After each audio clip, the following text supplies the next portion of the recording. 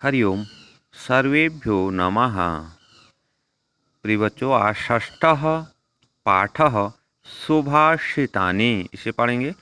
अर्थात सुंदर वचन, अच्छे जो सुभाषित, भाषित अर्थात कथन जो कहे गए हैं संस्कृत कवियों ने के जिन पद्यों या पद्यांशों में सार्वभौम सत्य को बड़े मार्मिक ढंग से प्रस्तुत किया गया है, उन पद्यों को सुभाषित कहते हैं। प्रस्तुत पाठ में ऐसे 10 सुभाषितों का संग्रह है जो संस्कृत के विभिन्न ग्रंथों से संकलित हैं। इनमें परिश्रम का महत्व, क्रोध का दुष्प्रभाव, सभी वस्तुओं की उपादेयता और बुद्धि की विशेषता आदि विषयों पर प्रकाश डाला गया है। तो क्या क्या है देखें।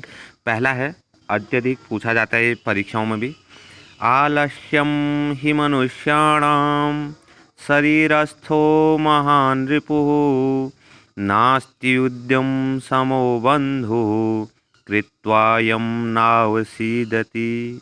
आलस्यम ही मनुष्याणाम शरीरस्थो शरीरे स्थितः महान रिपुः, सबसे बड़ा शत्रु है। आलस्य निसंदेह ही मनुष्याणाम, मनुष्यों के शरीरस्थो शरीरे स्थित, शरीर में स्थित महान रिपु उनका सबसे बड़ा शत्रु है। नास्ति धन उद्यम हो जाएगा, यहाँ पर यण संधि हो जाएगी। नास्ति ई का यो बना है, उद्यम समो बंधु। उद्यम अर्थात परिश्रम के समान, बंधु अर्थात मित्र नास्ति नहीं है। यम कृत्वा, जिसको करके मनुष्य नाव सीदती ही अर्थात दुखम न अनुभवती, कभी भी दुखी नहीं होता है। नाव सीदती इसका विलोम हो जाएगा प्रसीदति, प्रसीदति अर्थात प्रसन्न होता है, अर्थात नाव सीदति दुखी नहीं होता है, अर्थात प्रसीदति प्रसन्न होता है। न औषिद, औषिदति अर्थात दुखम अनुभवती, नावसीदति अर्थात न दुखम अनुभवती हो जाएगा। तो नावसीदति का विलोम नहीं, नावसीदति का पर्यायवाची शब्द होगा प्रसीदति। पहला श्लोक हो गया। इसी प्रकार दूसरा, गुणी गुणम वेत्ति न वेत्ति निर्गुणो बली बलम वेत्ति न वेत्ति निर्बलः पिको वसन्तस्य गुणं न वायसः करी च सिंहस्य बलं न मूषकः। तो गुणी गुणम वेत्ति, वेत्ति अर्थात जानाति। गुणी जो गुणवान व्यक्ति है वही गुणों को जानता है। न वेत्ति निर्गुण हो, और जो निर्गुण है, जो गुणवान नहीं है, जो दुष्ट व्यक्ति है, वह गुणों को नहीं जानता है। बली बलम वेत्ति, बली बलम जानाति, बलवान व्यक्ति ही बल को जानता है। निवेत्ति निर्बल हो, और निर्बल व्यक्ति बल को नहीं जानता। जो दुर्बल कमजोर व्यक्ति है वह ताकत को पहचानता नहीं है।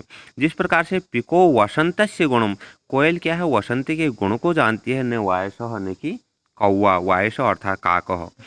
करी च सिंहस्य बलम, और करी अर्थात हाथी क्या है, वह सिंहस्य बलम, वह शेर के बल को जानता है। बलम न मूषक, करने की चूहा। ऐसे अगला श्लोक है,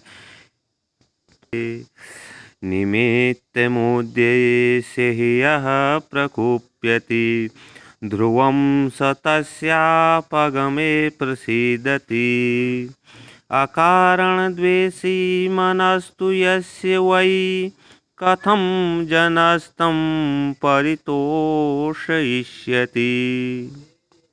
तो इसमें बताया गया कि निमित्तम उद्देश्य, निमित्त अर्थात जो लक्ष्य को उद्देश्य करके, ही निसंदेह ही यह अर्थात जो प्रकुप्यति, प्रकुप्यति अति कोपम करोति, अत्यधिक क्रोधित होता है।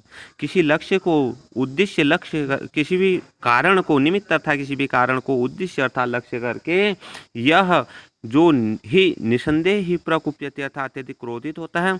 ध्रुवम निसंदेह ही सह, वह तस्य अपगमे, उसके समाप्त होने पर प्रसीदति अर्थात प्रसन्न भवति, प्रसन्न होता है, खुश होता है।